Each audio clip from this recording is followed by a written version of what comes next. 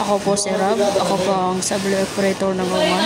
Ito po ang smart machine. Ito po ay ginamit natin sa loob ng 6 na araw na umabot ng 48.8 meter. Punasan ang cupping.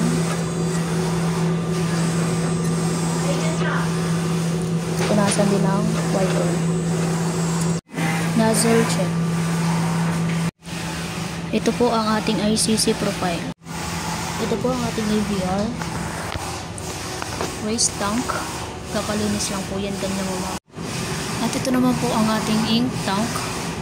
Ito po ang ating maintenance checklist. Ito po ang ating output record.